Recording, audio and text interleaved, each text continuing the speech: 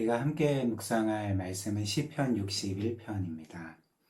이 시편을 보면 다윗은 자신의 힘들고 어려운 마음을 하나님께 토로하며 간구하고 있습니다. 그렇다면 당시 다윗은 어떤 상황이었을까요? 1절 말씀을 보면 먼저 다윗은 하나님께 나의 부르짖음을 들으소서라고 말하고 있습니다. 즉, 다윗은 지금 하나님께 조용히 기도하는 것이 아니죠. 부르짖고 있습니다. 우리는 보통 어떤 때에 부르짖습니까? 아무 일이 없을 때, 또 모든 일이 평탄할 때, 이럴 때는 사실 부르짖지 않죠. 우리가 부르짖을 때는 우리가 힘들 때, 그리고 우리 힘으로서는 감당할 수 없는 어렵고 힘든 상황 가운데 우리는 부르짖게 되는 것입니다. 즉 다윗도 이 당시의 상황을 우리가 정확히는 알 수는 없지만 그 자신이 도저히 감당할 수 없는 아주 어렵고 힘든 상황에 직면하여서 하나님께 부르짖게 된 것이었죠. 그리고 그 다음 2절 말씀을 보면 다윗은 이렇게 또 말하고 있습니다. 내 마음이 약해질 때에 땅끝에서부터 주께 부르짖으오리니 라고 말합니다. 지금 다윗은 그가 겪고 있는 그 고난을 통해 어렵고 힘든 일들을 통하여서 마음이 쇠약해진 상태에 있는 것이죠. 심히 낙심해 있고 또 심적으로 많이 괴로워하고 있는 상태임을 우리가 볼 수가 있습니다. 특별히 2절 후반절에 보면 이렇게 마음이 쇠약해진 상태에서 땅끝에서부터 주께 부르짖습니다 라고 말하지 않습니까? 이는 무엇을 보여줄까요? 마치 다윗이 생각하기에 자신이 느끼기에 마치 땅끝에 선 것처럼, 즉 자신의 집과 나라를 떠나서 먼 나라로 유배된 것과 같이 정말 아무런 희망도 찾을 수 없는 것과 같은 그런 상태를 땅끝이라고 표현하는 것입니다. 그러나 이런 상황에서 다윗은 결국 어떤 일을 하고 있습니까?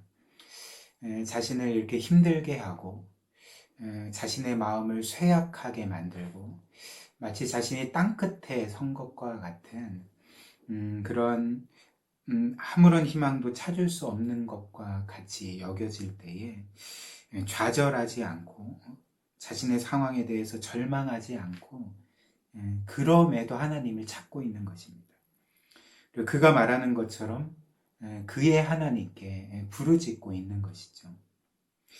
그리고 바로 자신의 피난처요 또 산성이신 분이 바로 하나님임을 기억하면서 그의 고백과 같이 내가 주의 날개 아래 피합니다 라고 하며 그 하나님께 나아가고 있는 것입니다.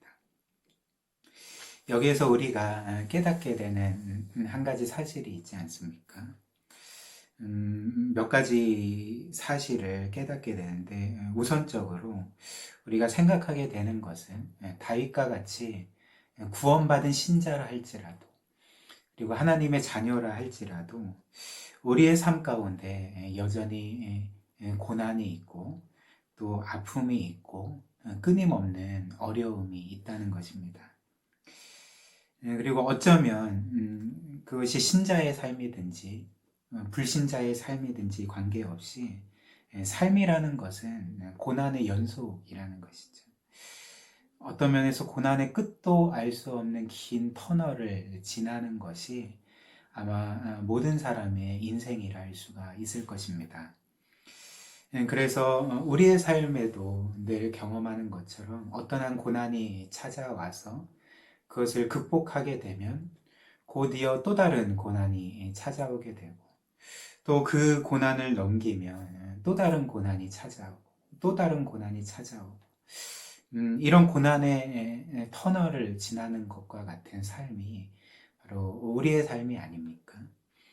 그래서 옛 사람들이 이렇게 인생에 대해서 말하지 않았습니까? 인생은 고해다. 즉 인생은 고통의 바다를 끊임없이 헤엄쳐 나아가는 것과 같은 것이다 라고 인생을 어떤 면에서는 정확히 표현했던 것입니다.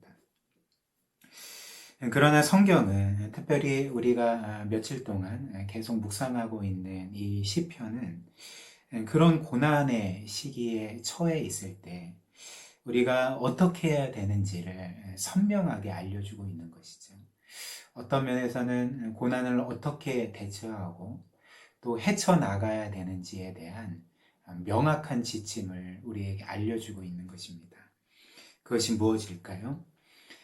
다윗의 경우처럼, 그리고 다윗이 우리에게 보여주는 것과 같이 바로 그 어렵고 힘든 시기에 가난한 마음으로, 그리고 하나님을 전적으로 의지하는 마음으로 하나님께 부르짖는 것이죠.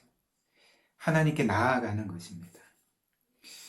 다윗의 고백처럼 이 고난 많은 삶 가운데, 그리고 아무런 희망도 없어 보이는 마치 땅 끝에 선 것과 같은, 벼랑 끝에 선 것과 같은 그런 상황일지라도 하나님께서 우리의 피난처가 되시고 산성이 되시고, 특별히 그분의 자녀들을 자신의 날개로 감싸셔서 지키시고 보호하시고 도우시고 구원하시는 아버지이심을, 그 하나님이 우리의 아버지이심을 기억하며 하나님께 부르짖고 나아가는 것이죠.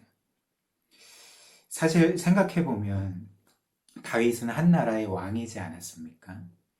따라서 이스라엘에서는 사실 다윗보다 강한 자가 없었던 것이죠. 다윗보다 높은 자가 없었습니다. 그래서 어떤 면에서 백성들은 그 다윗 왕을 자신들의 피난처요, 산성으로 삼았을 것입니다. 그러나 다윗은 자기 자신에 대해서 결코 그렇게 생각하지 않았던 것이죠. 한 나라의 왕이지만 그 나라에서 어떤 면에서는 가장 강한 인물이었지만, 그럼에도 불구하고 그는 나는 하나님이 아니면, 하나님이 없이는 나는 아무것도 아닙니다 라고 고백하며 늘 하나님을 의지하던 그런 인물이 다윗이었던 것입니다. 오히려 다윗은 그 하나님만이 자신을 포함한 이스라엘 백성 그 모두에게 있어서 진정한 피난처이시오, 산성이시오, 우리의 보호자요, 구원자이시고 우리의 진정한 왕이심을 고백하며 의지했던 것입니다. 그래서 인생의 위기 가운데서 그 하나님께 부르짖으며 그분의 날개 아래 피하려고 했던 것이죠. 사랑하는 우리 성도 여러분, 우리도 인생을 살면서 다윗같이 땅끝에 서는 것과 같이, 그리고 마치 벼랑 끝에 서는 것과 같은 그런 경험을 하게 되지 않습니까? 그러나 그때 우리가 해야 될 일이 무엇일까요? 다윗처럼 하나님께 부르짖어야 되는 것이죠. 그 하나님이 우리의 구원자이시자 아버지가 되심을 믿고 그분을 전적으로 의지하고 그분께 피하는 일을, 나아가는 일을 해야 되는 것입니다. 특별히 우리 하나님은 어떤 하나님입니까? 다윗이 경험하지 못했던 것들을 우리는 경험했는데, 그것은 바로 그 하나님께서 우리를 위해 그 영원하신 독생자 예수 그리스도를 아낌없이 주실 정도로 우리를 사랑하셨다는 것입니다. 지금도 사랑하시고 앞으로도 사랑하실 것이라는 것이죠. 그래서 이처럼 우리를 사랑하시는 우리 하나님께서, 우리 아버지께서 결코 우리를 버리시는 법이 없으시고 어떤 상황에서도 우리를 포기하지 않으실 것이고, 그리고 우리를 구원하실 뿐만 아니라 정말 우리에게 일어나는 모든 일이 합력하여 선을 이루게 하실 것이란 그 믿음을 우리는 그 다윗보다도 더 큰 확신으로 가질 수 있고, 그래서 그 믿음과 확신을 가지고 하나님께 더 부르짖고 그분을 의지할 수가 있는 것입니다. 그리고 이처럼 우리가 고난 가운데, 삶의 위기 가운데 하나님께 부르짖을 때에 우리 아버지 하나님께서는 자녀의 부르짖음에, 그 탄식에 반드시 귀를 기울이실 것이고 응답하실 것이고, 그래서 그분의 날개로 우리를 감싸 안으시고 결국에는 우리를 그런 모든 상황에서 구해 주실 것입니다. 그리고 우리의 삶을 가장 선하게 인도해 주실 것임을 믿을 수가 있는 것이죠. 그리고 마지막으로 한 가지 더 묵상하게 되는 말씀이 있는데요. 다윗은 6절과 7절에서 이제 더 나아가 하나님이 왕을 지켜주시고 또 은혜를 베풀어 주시기를 기도하고 있습니다. 6절과 7절입니다. 주께서 왕에게 장수하게 하사 그의 나이가 여러 대에 미치게 하시리이다. 그가 영원히 하나님 앞에서 거주하리니 인자와 진리를 예비하사 그를 보호하소서, 이렇게 간구하고 있죠. 그런데 사실 다윗은 그 하나님께서 왕에게 은혜를 베푸시기를 간구하고 있지만 사실 그 왕은 자기 자신이지 않습니까? 그런데 다윗은 마치 이 말씀에서 그 왕이 다른 사람인 것처럼, 마치 다른 사람을 대하듯이 그렇게 기도하고 있는 것입니다. 그런데 사실 여기에 다윗의 의도가 있는데요. 다윗은 하나님께 왕을 지켜주시기를, 은혜 베풀어 주시기를, 그 왕이 자신임에도 불구하고 제 3자를 대하는 것과 같이 그렇게 간구하고 있지만, 사실 이 기도는 이제 자신뿐만 아니라 자신의 백성들도 참여하여서 자신을 위해 기도해 주기를, 왕인 자신에게 하나님이 은혜를 베푸시고 복을 주시기를 기도하라, 그렇게 요청하는 또 하나의 간구라고 할 수가 있는 것입니다. 그렇다면 다윗이 이 백성들로 하여금 왕을 위해서 기도할 것을 이렇게 촉구하고 있는 이유가 무엇일까요? 그 목적이 무엇이겠습니까? 8절 말씀인데요. 이렇습니다. 그리하시면 내가 주의 이름을 영원히 찬양하며 매일 나의 소원을 이행하리이다. 무슨 말입니까? 바로 하나님께서 그에게 은혜를 베풀어 주실 때에, 그를 도우실 때에, 그리하시면 내가 주의 이름을 영원히 찬양하며 매일 나의 소원을 이행하리라. 즉 왕으로서 자신이 하나님을 온전히 예배할 뿐만 아니라 왕으로서 하나님의 뜻을 온전히 행할 수 있도록 하나님이 왕을 축복해 주시기를, 은혜 베풀어 주시기를 간구하라라는 그런 촉구였던 것이죠. 그리고 이렇게 왕을 위해 기도하는 것은 사실 다윗 개인만을 위한 그런 기도의 제목은 아니었습니다. 이는 더 나아가서 사실 이스라엘 백성을 위한 기도의 제목이었던 것이죠. 왜 그럴까요? 왕이 영적으로 올바르게 서 있을 때에, 그리고 왕이 하나님의 은혜를 입어서 하나님의 뜻을 온전히 행할 때에 그 유익은 왕 자신뿐만 아니라 결국은 이스라엘 백성이 누릴 것이기 때문에 그랬던 것입니다. 이것 때문에 사실 다윗은 하나님께서 왕에게 은혜를 베풀어 주시기를 간구했고, 이스라엘 백성에게도 이렇게 왕을 위해서 기도할 것을 권유했던 것이죠.